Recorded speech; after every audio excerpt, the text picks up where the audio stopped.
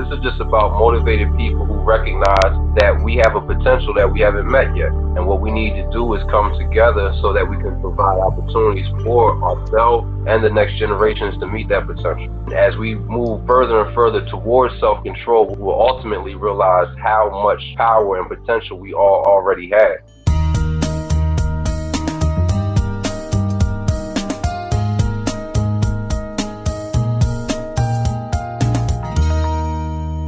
Hi, my name is Joe Carter, and this is episode number 5 of the Community Principle. We are here welcoming Ceazer Shallah to the Community Principle. Ceazer is a community organizer in the U.S. state of Pennsylvania, in the city of Philadelphia. He's part of a growing number of people in Philly who are expressing their passion with practical action. Ceazer consults in a number of different organizations in various capacities. One of these is a community development team, which is a startup charity fund for development services and activities. And he's here with us today to talk about the House of Initiative, which is an organization dedicated to empowering communities through education and positive interaction. Welcome, Ceazer Shallah, and thanks for being with us. Did I miss anything about the introduction? Oh, not at all. Thank you for having me here and giving me the opportunity to speak about the House of Initiative. It is something I've really hold dear in my heart, and really believe that a lot of people, once they get the information, will also appreciate and find that it will help them enhance the development of their communities as well. So can you help me understand what kind of an organization is this? Is this a government organization? Is this an NGO? Or how is it structured? Can you give us a little flavor for what that looks like? This is not so much a government organization. This is when people come together and learn how to work together. When people put conflict aside, when people understand that maturity and things of that nature are what it takes to become a progressive community. When we're trying to enhance our neighborhood based on what are we going to do for our children so that they can have a better quality of life.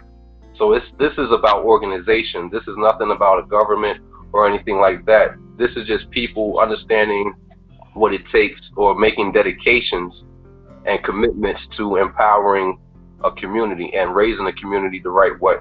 So you would call it grassroots, is that a fair statement? Yes, indeed.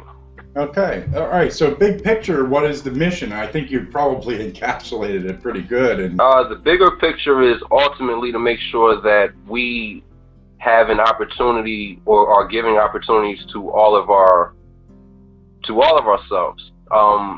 The ability as a people to reach our potential, the ability as a people to understand what progression is and how to progress together, to devoid a lot of the conflicts that are going down, that are going on now, which are only over misunderstandings.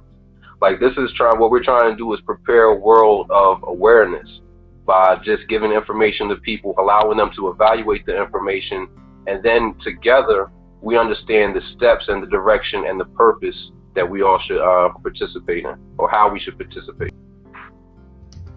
So can you give a flavor for some of the initiatives, the programs and services, what they look like, an example?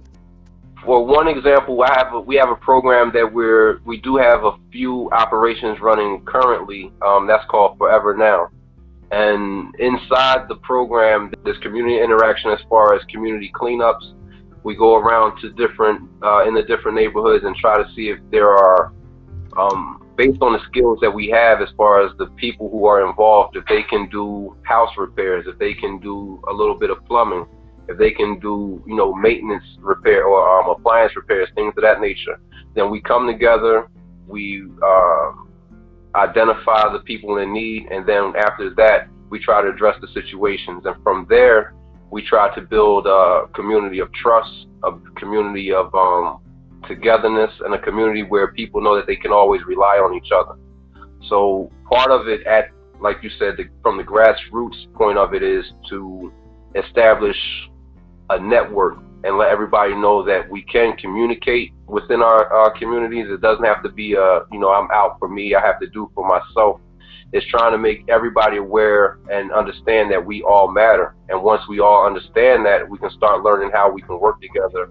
And that's basically the whole meat and potatoes of the House of Initiative, to bringing people together and making them aware that they matter.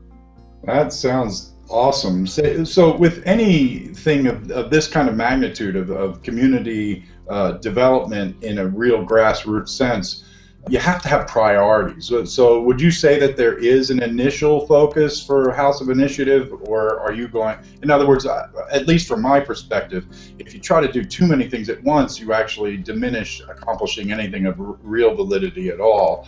Do you have a specific spearhead focus in order to start the process? Children, the youth are our focus.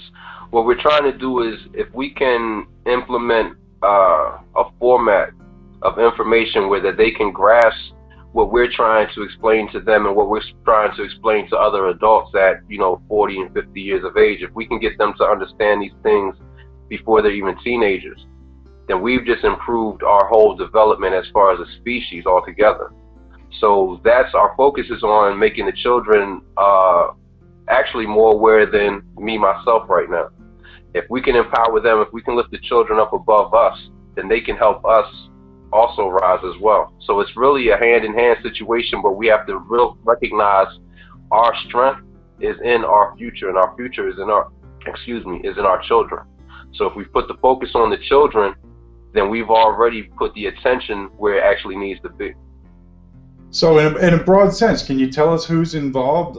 Here in Philadelphia, we do reach out to many churches, and as far as trying to reach out to the youth, we are trying to start conversations with the school board, getting in touch with the superintendent and seeing if there's any way that we can work together to kind of relieve some of the stresses that they're having with the school system here, and if we can be of any support in that matter. Along with that, we reach out to any daycare. There's no boundaries, so it doesn't matter what your religious group, what your belief system is. Everybody needs somebody there just to let them know that, hey, we're here to support you. So what we're trying to do is break down our boundaries, break down our barriers, and let everybody know that together we can understand integrity in a totally different way. Together we can understand responsibility in a totally different way, and those boundaries and beliefs that we have don't really have to hinder us from understanding progress or working together.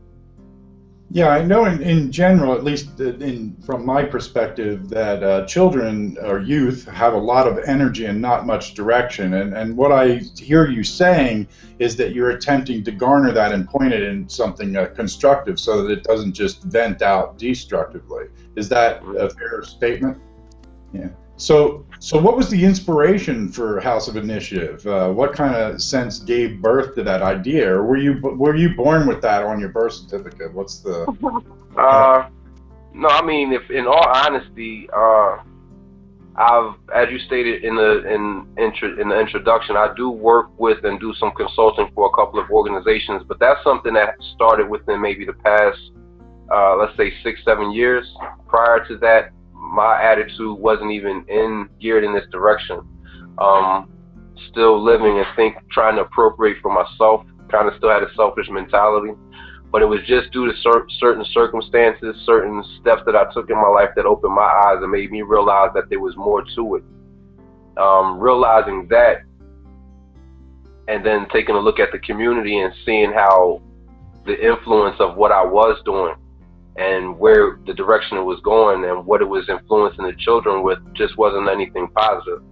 So after talking with a couple of people, spending time with my family, with my mother, with my father, with other people, as far as trying to get an understanding of what is it that we need, what is it that the people need. And then from that, I was able to sit back and then take another look at life and say, hey, this is where we need to go. Spoke with a couple of pastors, spoke with a couple of teachers, spoke with the other couple of organizations that were already doing these things, and then just kind of put the icing on the cake with a very clear direction, a very clear path that says, you know what, well, if we pull all these things together, we really have a nice plate that's full that everybody can eat from. And that's what the House of Initiative is. Excellent, excellent. So you're saying that you actually were open to being influenced, and that helped to make you become a more positive communicator in both your own life and the lives of others. Right. Well, like I said, there were some circumstances that I went through that opened my eyes up to the path that I was walking was not a path of positivity, and it wasn't a path of progression. It wasn't going to ultimately allow me to get where I thought I wanted to be. So after those, like I said, those circumstances came about, and I was able to reflect on them and interact with, had a good amount of people around me that were very positive at the time, that were, very supportive. Due to that situation, I was able to find clarity, and now being that those people helped me, I'm more than willing and to help others see the same things that I was able to see. So I know you can't identify everybody, but can you tell us a little bit about the people and organizations that are involved in some of the core activities you're broadly focusing on helping to make a positive impact? Here in Philadelphia, we work with the Chamber of Commerce, we work with City Council, we work with the Philadelphia Police Department. There's organizations such as Tioga United, a few churches recently working with, such as like New Vision, Enon, Zion. There's churches all up and down Broad Street, which is one of the major corridors in Philadelphia, and that's kind of one of the areas that we're trying to put most of our initial effort into, because presentation is everything. And when you come to Philadelphia, again, Broad Street is basically 611, so you can go through the entire city of Philadelphia on this one street.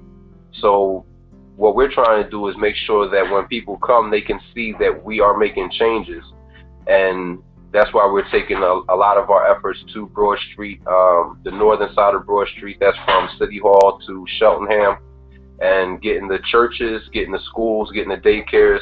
As many people that are willing to get involved at this time, we're trying to get them involved so that they understand, or they take ownership in the House of Initiative.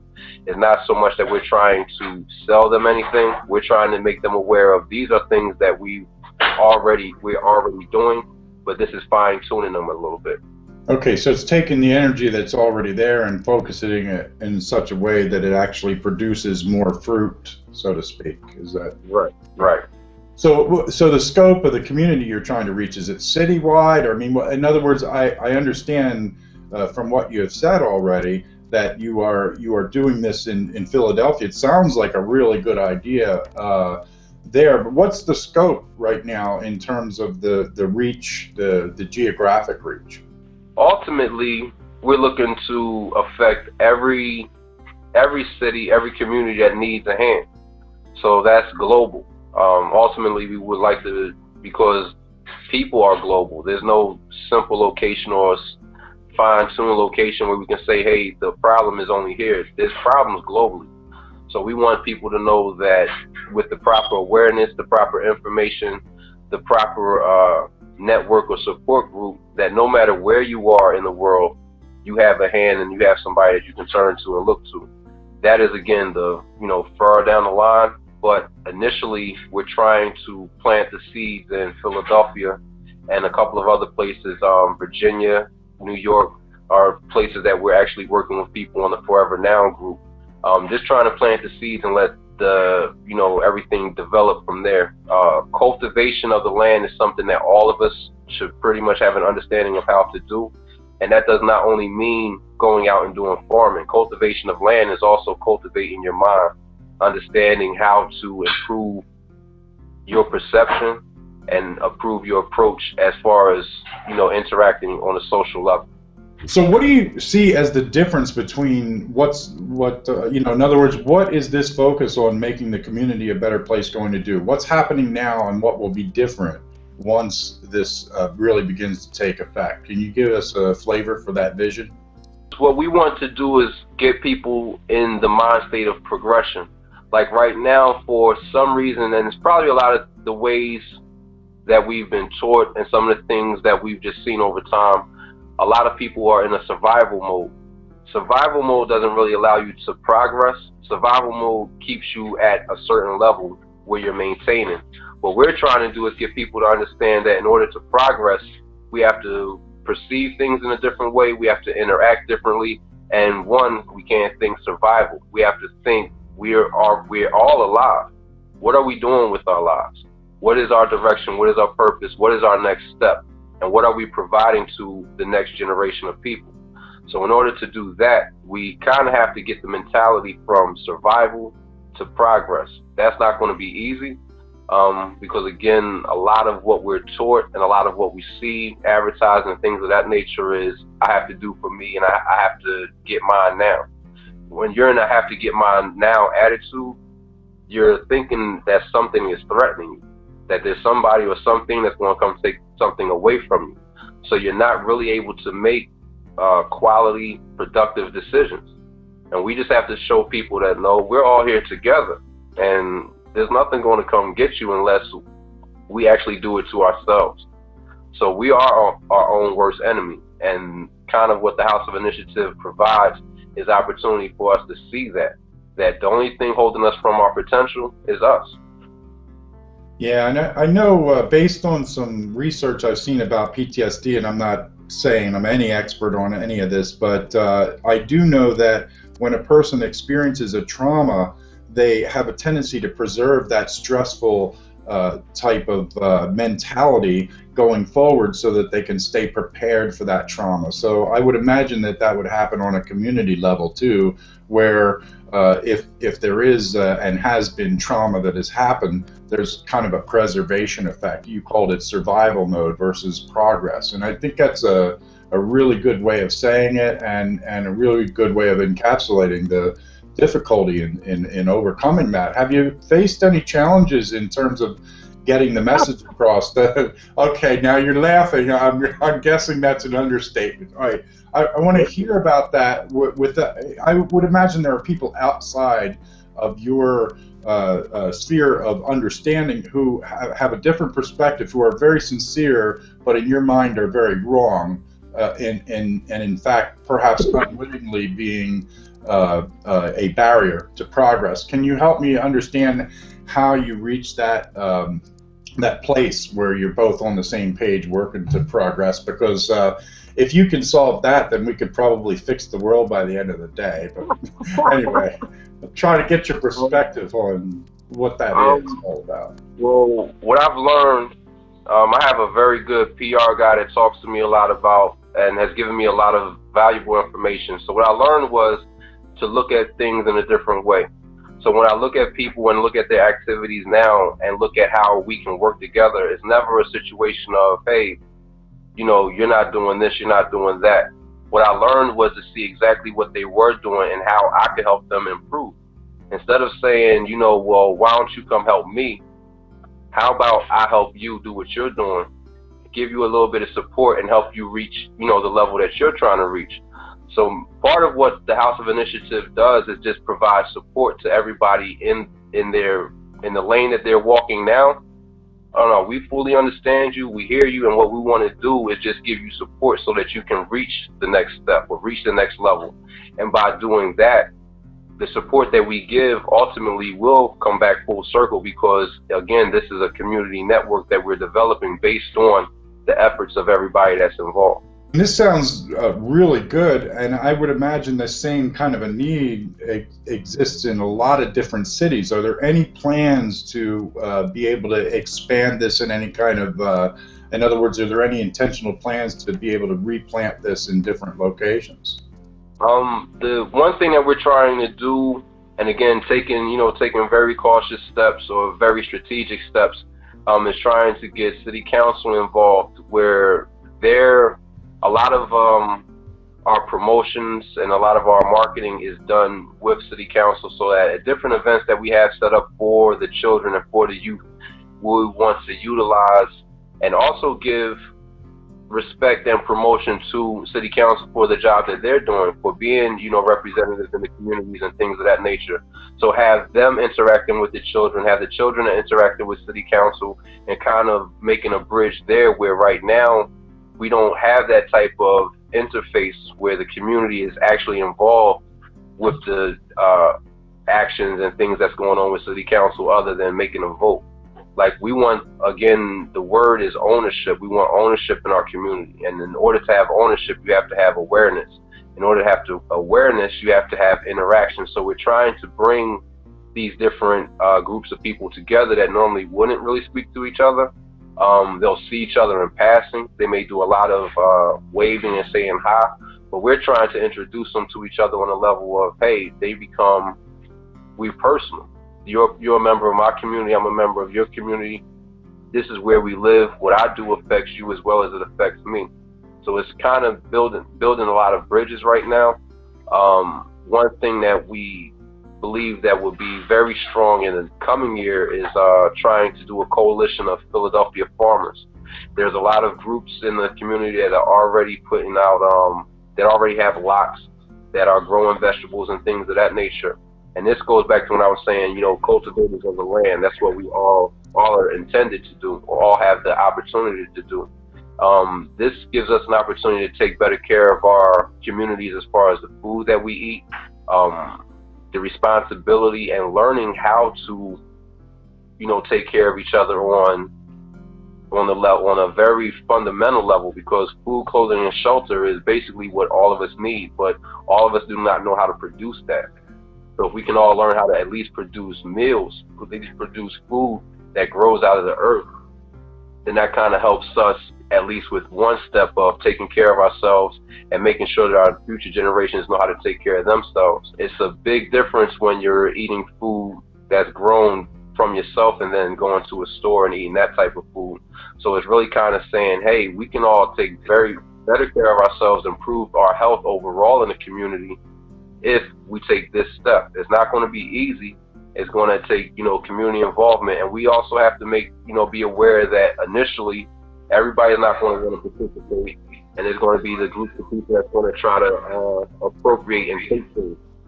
But we just have to stay firm in the process and let people know, like, no, that's not going to scare us away. I hear you saying again and again that the issue isn't energy, it's direction, that you're actually beginning to make inroads to make the involvement in community a life-changing thing, as opposed to a preservation of that survival mentality. Now, how has community building changed your life personally? I get to see the results. The results are what matters to me. When I see that children, are able to walk down a street that's clean, and they're not in their mind wondering, well, this is supposed to be in a negative. We're supposed to grow up in a negative environment. We're not. When we can see something different, and I can see the difference on their faces, that's what makes me smile. That's how I know that we're at least walking in the right direction, because their opportunity, they haven't even understood their opportunity yet. But once they are able to, and we're able to as a community come together and keep providing for them and showing them and guiding them the way, that's where it's all at. So have you seen some of the people that you're working with and trying to influence are energized by the prospect of doing something and cultivating real that might not have had that perspective in the past? And what does that look like? There's a few representatives that work with us now that initially were not on the page, didn't really want to get involved, but their ears were open. And that's really all it takes. As long as somebody's ears are open and you can get them communicating and talking about certain things, then you've already started to improve their perspective and change their perspective. What I've realized is that I can't try to put a timeline on anything and expect it to happen in the way that it happened for me. What I have to do is, be patient and understand that some people, it takes them everybody understands things at a different pace. So we can have a conversation today and 3 people in the room may understand it right then, but then there may be 4 other people that will come back a week later and say, hey, you know what? I really get what you were saying, and they're ready to move at that time. So it's really just having patience, going out there and keep pushing, because it takes, it might take 100 no's to get that one yes. So, and I just keep that in mind, understand that it's a lot of patience involved, a lot of responsibility, and just try to let people see in me what I would like to see in them as well. That sounds more than awesome to me, but of course I'm a little biased. But I I will say this, that it does seem like once a person, the few that pick it up by maybe ideas and so forth, because they're good with the understanding how verbal things can translate into reality. But then there's another set of folks who, once they see the reality of what this is doing, it'll gain momentum from that, because they'll actually see that something is visually changed in that. So locally speaking, what kind of people and things are you looking for right now to continue to move this forward where it's at? Just motivated people. Like I said from the beginning, this is not about a government. This is not about, you know, some major organization or major corporation or anything like that. This is just about motivated people who recognize that we have a potential that we haven't met yet. And what we need to do is come together so that we can provide opportunities for ourselves and the next generations to meet that potential. Okay, so where can people find out more? How can they get connected? Currently, we're actually working on a few things with that. They can get in touch with me myself, whether it be through Google Plus or whether it be through Facebook and things of that nature. I do also work with an organization called therightvote.com, so you can contact me through there. As far as trying to get out a major venue for people to come to, or a website, that's still actually in development right now. Okay, so we'll make sure that your link to the link to your Google Plus page is down in the description of this video here. Do you think there'll come a day when House of Initiative is no longer needed in its current form, and what kind of changes do you see needing to take place as it continues to mature? We'll always need a level of integrity and something that will guide us. I think that's something that people will always need, and this is kind of implementing a format that gives a structure towards self-control. And as we move further and further towards self-control, we'll ultimately realize how much power and potential we all already had. In doing that, I think the goal as far as keeping us in a place where we're fully supported, everybody knows that they have somebody to turn to. That's the ultimate goal, is to make sure that we have a network that cannot break down or cannot be faltered. Building and providing people, or supplying people with information that they can always rely on, that they can always turn to, and knowing that there's people that they can reach out to that have been through the same situations. Like, though there are billions of people on the planet, most of the circumstances we go to are so similar. It's just based on our environment, where we may actually be at the time. But once we start opening up conversations and talking, these are the things that we'll start seeing will bring us together closer as a people. Yeah, so from what I'm hearing, you're saying that we want to create a thing that brings people from a state of immaturity, where it's all about the self, to a place where it's all about the community, to develop people to their fullest potential. And that's right. where the wealth fountain comes from. So I see in my notes here there are a few things. Maybe you could just give us a brief description of what is the Community Support Register? The Community Support Register is the initial, like, once we open up doors, and we've had a couple of events so far here in Philadelphia where we've brought people out. We get them to register, just provide us with information about themselves. From that information, we go back to our resource bank. We provide them with information from the resource bank about, hey, you know, if you need something with clothing, these are the couple of places that you can go to, as well as we provide a clothing bank. If you need something involved with job training, well, these are the resources that we have, and here's a pamphlet for you to let you know, well, here, go talk to these people about job training. If you need some help with your children, if you need some help with your bills, like, there's tons of resources nationally, citywide, globally, but a lot of people don't know how to access these resources. So what we've done is taken the time to kind of put the resource bank together. And that's what the Community Registers allows you access to the resource bank. And then from there, it's really just setting a goal for yourself. And then once that goal is set, you and one of the representatives will help you reach that goal. Good. How about building blocks? I see another little title here. I'm supposed to ask you about building blocks. What's that?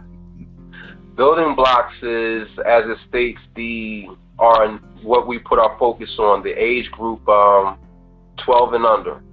What we're trying to do is, again, get into the daycares, get into Head Starts, kindergarten, elementary school, and at that point, when they're most influential, when they're taking in all the information, like we say, they're sponges at that time. Provide them with the type of information, responsible information, that sometimes we shy away from because we're like, they're just kids. No, these are our future leaders, and we need to start treating them like that and providing them with the information that we, so many times when we're older in life, saying, well, if I knew this when I was younger, I would have made better decisions. Well, all right, well, let's provide the children with that same information so they can start making those better decisions now. Yeah, it's that's a good idea. How about customized learning for adaptive social structures, or CLASS, CLASS? What's that all about? Customized learning for adaptive social structures is a program adjusted or appropriated for the 13 to 25 age group. And what that is trying to do is get everybody understanding that the social structure is you. Each and every one of us is a social structure, meaning that when if I go around the country or if I go to another place, I have to know how to adapt. I have to know how to fit in. I have to know how to communicate. I have to know what my potential is, what my skills are. So if I have to find a job, I can do that. If I have to find, my way around town, I need to know how to do that. So as a social structure, how do I fit into society? So that's what the class is all about, is trying to get each individual to recognize that we all play a part in society. Each social structure builds up the society, and the stronger each social structure is, the stronger our society will become. Yeah, so basically the theme that I'm hearing, and you can correct me if I'm mischaracterizing it, but that you need all hands on deck to the ability that each has to contribute to make the better community, that together we can generate some wealth if we have a mutual stake in each other's success. And that right. sounds perfectly reasonable to me. Do you have anything to say in conclusion? Being realistic, I want everybody to understand that I'm not thinking about any utopian or utopic type of situation where there's just, meadows, trees, and we're, living without conflict. Conflict is a part of life, is a part of understanding, meaning that there's going to be differences. In those differences is how we relate and how we resolve those differences that make us a stronger people. That's what builds up our social structure, understanding that, all right, we may not agree, but our disagreement does not have to result in your life or mine ending. Our disagreement does not have to result in, this neighborhood getting totally destroyed or abandoned. Our disagreement should come to a point where we say, you know what, for the benefit of the children, this is the action that we're going to take, even though we are in a disagreement. So it's really just I want people to understand that we need to start making decisions for our futures. Our futures are based on our children, and our children are based on the examples that we set for them. If we don't allow them to see positivity on a constant basis, then we can't expect positivity from them. If we're not going to provide, living examples of what we say, then we can't ask them to be anything that we're not willing to do ourselves. So that's kind of the approach that the House of Initiative has, is being an example, firstly providing support, providing service, and letting everybody know that there's energy within all of us that we can give away freely. It costs nothing. And once we start doing that and sharing that with other people, we start realizing, hey, this is actually a little more beneficial than what we have been doing. Excellent. Well, I am very happy to have had the privilege of talking with you today. We've been here today with Ceazer Shallah from the House of Initiative in the Philadelphia area. My name's Joe Carter, and We're here to do our best to grow and strengthen relationships that make the world a better place. I think Ceazer is a fine example of that. And so, with that, I'd like to thank everybody for listening, watching, and I hope you got something out of it. Hey, thank you all for taking the time, and look forward to seeing and hearing from you.